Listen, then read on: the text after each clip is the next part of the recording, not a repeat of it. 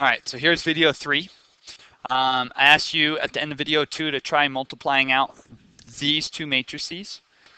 Both are 2 by 2s, so 2 by 2 by 2 by 2. The yellow equals, the inner dimensions are pairing up, which is good. The outer ones produce your answer. I tried to organize your work, or again, hopefully you're getting better at seeing row 1, column 1 produces there. Then when I need to move to row 1, column 2, let me ungroup,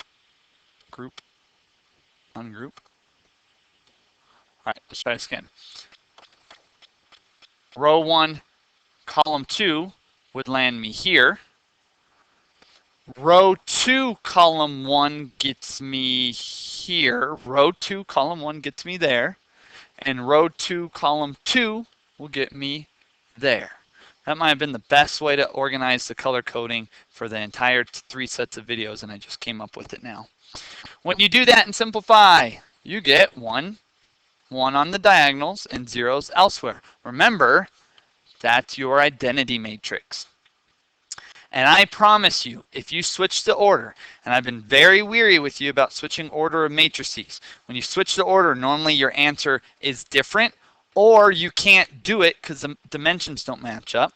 But I promise you, if you switch the order of this, it will also get you the identity matrix. Okay?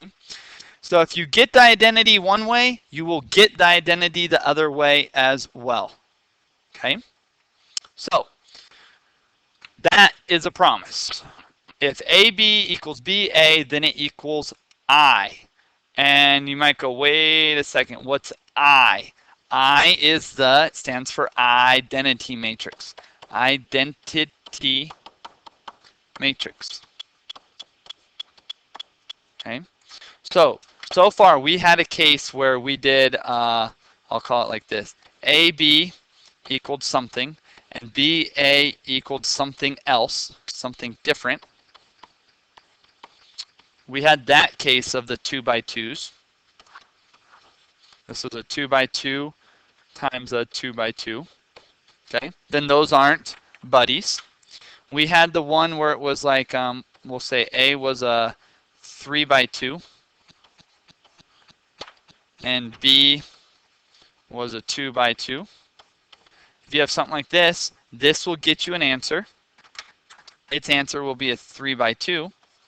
But if I switch the order and try and do a B times A, you would have a 2 by 2 times a 3 by 2, and it will be a dim mismatch. So sometimes you can switch the order. This is the black style. Switch the order and you get 2 different answers. Sometimes you switch the order and you get one answer and the other answer doesn't work. But I promise you, and this is the only time that it works, if you switch order and they both produce the same thing, which is the identity matrix, that means the matrices were inverses of each other. Each matrix undid the other matrix. So A would be undoing B. And the black example, A and B, they weren't inverses because each time you multiplied, you got a different result. Here, on the AB goes to BA, which goes to I, what you do, you undo, and it pairs up. Meaning, imagine if I did on this guy, AB, AB, AB, AB. It's going to equal I. Because what's happening, let's see if I can show this on the screen. You're going to have A. Okay, let me color code this as another version of this blue. You have A. If you multiply by B, you go back to 1, meaning the identity matrix, you start back over. But if you start back over and then multiply by A, you're going to be left with A. Because this piece here is the identity matrix 1, and 1A gets you A. But then if you multiply by B, you undid what you just did, which means you're back at another version of the identity matrix. You multiply, you have A. Multiply by B, you go back to 1. You get A, you go back to 1. Okay? Now, I'm going to want to find that. It's going to be very useful for things. So if I have this, A is 2915. My goal is to find A to the negative 1. This is my goal, is to try and find the inverse. Okay? What that inverse means is if I could come up with whatever this guy is, A negative 1, if I could come up with the numbers. I don't know what these numbers are, but if you multiply those, you're going to be resulting in the identity 1100. Or if you go backwards and you multiply this guy by your A piece, 2915, if you do that, you will also get 1001. Okay, so our goal is to find that. And there is a way to do it by hand with the reducing row echelon form. And there's a way to do it on the calculator. We're doing it on calculator. Okay, so very easy, so quick, but I make sure you know what it means. Here's what you do. As you turn it on, I'm going to clear it. Let's see which matrix I haven't used yet. If you go down, there's more. So I'm going to go with H. Okay. So I'm going to put in H. Let's edit it. I'm going to go down to H, the guy we haven't used yet. I'm going to put in a 2 by 2, and it's going to be 2915. Okay. So this is what I am calling A in my example. So I will snip this in so we see it.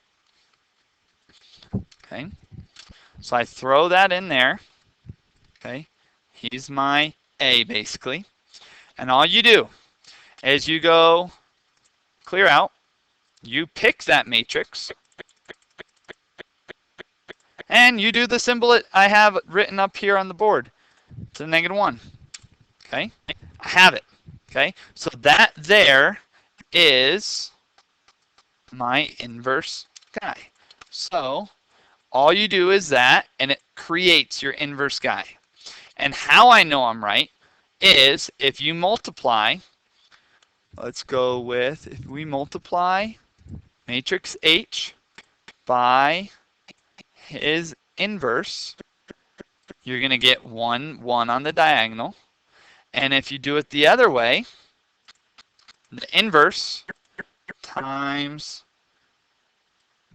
H, you're also going to get the 1s on the diagonal. Order. Doesn't matter when you are dealing with the inverses. Okay. So 5, -9, -1, 2. That is your inverse. This is the inverse. Okay. He will undo the original matrix. So this red matrix will undo the blue matrix. Okay. Now let's look at one like this. 9, 7, 5, and 4. Okay. And we're going to do the same thing. We're going to store it in. So 9, 7, 5, and 4. So I'm going to go to matrices. I got any left? Good, I got I left. So I'm going to edit I.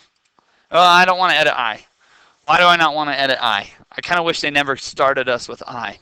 I don't want you to use I because originally what did I tell you I was? The identity matrix. That's where it's the 1s on the zeros, or sorry, 1s on the diagonal and zeros everywhere else. So let's go with J just so we don't get confused on lettering. So J, 2 by 2, and it's going to be 9, 7, 5, 4. I have that. So I'll snip it so you can see which letter I'm using. Okay. Got it here. Go into your matrix call. Oops, there we go. Go into J. And I want his inverse. So that button is saying get me the inverse. Okay, there you go. So I have it just like that. It's that quick and that simple. Now, one thing that has happened so far is it seems like the numbers all work out nicely. I want to show you when numbers don't work out nicely and what you can do with that. Okay, so let's go into, one like, let's see what one I got here. Matrix. We're going to edit one. I think it's this guy. 3, 4, negative 1, 2. Okay, so 3, 4, negative 1, 2. If I want his inverse, let's see what I can get here. 3, 4, negative 1, 2. I go to matrix. It's E, and I want the inverse. And there. Okay, good. This is one where the inverse, still decent. I mean, it's decimals, but you can understand what those decimals are. But let's record that this is what the inverse is. Okay, but there's a nice trick that you can do if you want to put them as fractions. Okay, you can always do math frac. We've done math frac before, but when we've done math frac, it was for just one decimal at a time. Well, if you go math frac here, it produces fractions for each element of it, which is really nice when you want to organize it in a cleaner way, a more exact way.